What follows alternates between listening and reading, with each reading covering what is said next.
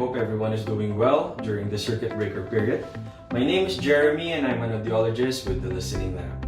To help you stay at home during this period, the Listening Lab has come up with some tips on how to help you maintain and troubleshoot your hearing aids while you're at home.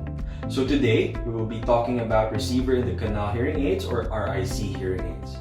So the most common problem experienced by RIC users is that the hearing aid has no sounds. So this is a Receiver-in-Canal hearing aid. So the first thing that we need to do is we need to inspect the domes for anything that is blocking it.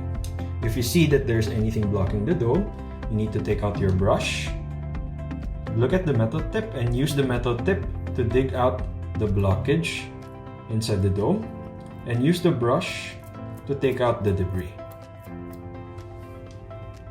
So secondly, we need to check the battery status of the hearing aid.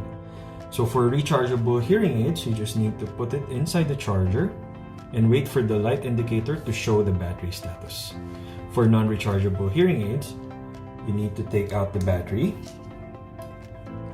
use your battery tester to check the battery status of the hearing aid. If you see that the indicator is not full anymore, it means that it's time to change the battery. For a full battery, it should be able to show you a full indicator. Okay, so for the next part, we will now teach you how to clean and maintain your hearing aids.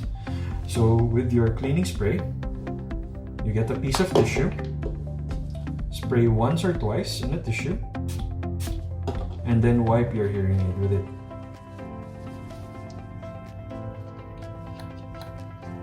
And with the cloth, you can use it to dry the hearing aids. After cleaning your hearing aids, if you are using a rechargeable hearing aid, you can just put it in your charger together with the dryer and close it, and it will start to dry. If you are using a non-rechargeable hearing aid, you can use your drying cup together with your drying capsules inside.